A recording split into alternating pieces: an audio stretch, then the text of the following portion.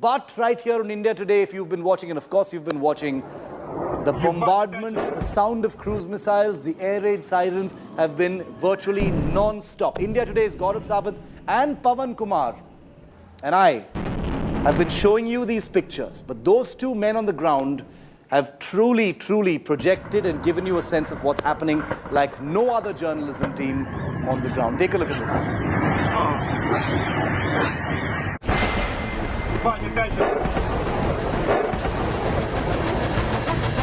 The sound of explosions, plumes of smoke spiraling into the sky, dust rising from a damaged building. This is the new normal in Ukraine's capital, Kyiv. While a huge armed convoy heads to Ukraine's capital, Putin's forces have been relentlessly assaulting the city with fire.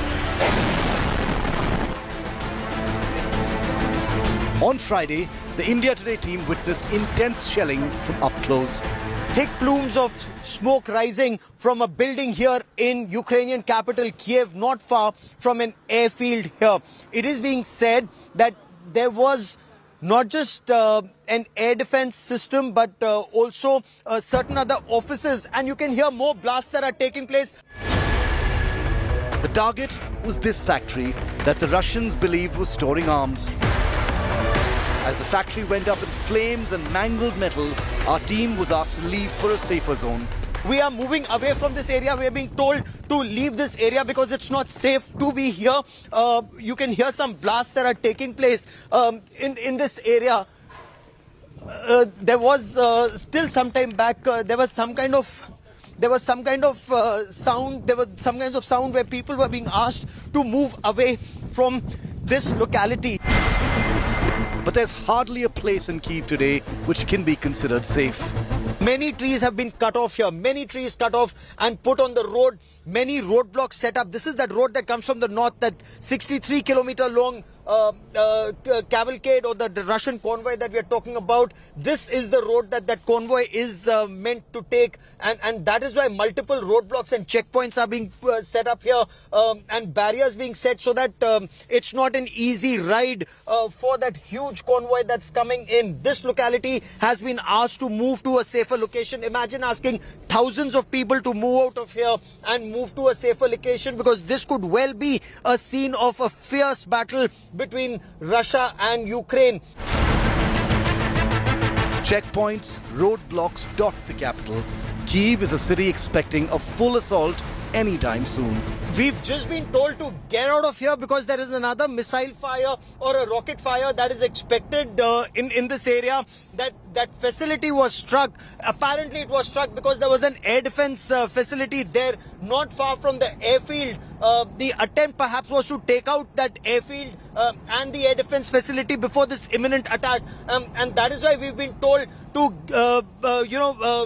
get out of there, because more attacks are anticipated. Kuldeep ji, wait, this camera. Okay, we're getting the camera down for a moment. We are just trying to negotiate. Give us a moment. As we drove through Kyiv, more blasts from Russian missiles were heard. Tense here in this part of Kiev, that northern route. We were trying to figure out why was the progress so slow, what is the situation on ground, and just when we were traveling on that road, there was a massive explosion. There was a strike, whether it was a rocket strike or a missile strike, we do not know, at an air defense facility. And that's another strike. Yeah. That's another blast. That's another massive blast that's just happened barely a few, maybe kilometers away from us. We can hear it. There's brave resistance in Kyiv, but it's also a city on edge and on its knees. मैं आज तक इतना नहीं डरा हूँ जितना अब मुझे डर लगा, क्योंकि हमारे होते होते वहाँ पर 2 बम और गिरे हैं, 2 धमाके और हुए, और 1 किलोमीटर की रेंज में.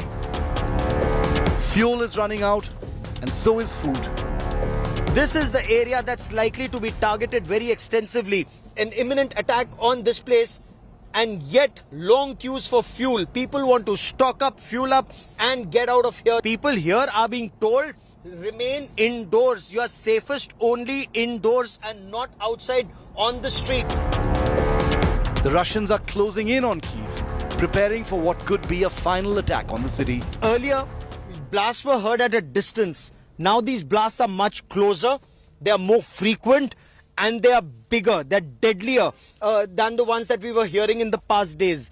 It was almost as if earlier the Russian artillery or the Russian missile systems, they were zeroing in on the target, but now they're hitting with deadly precision. A 64-kilometer-long Russian convoy of tanks, armored vehicles and supply trucks is ready for a big thrust to gain control of the capital. Kyiv is the trophy that Putin wants and needs to dominate Ukraine and impose his will. With Gaurav Sawant from Ground Zero Kyiv, Ukraine, Bureau Report, India Today. Here's a map now of what this ceasefire, this limited ceasefire that President Putin has just announced in Ukraine looks like.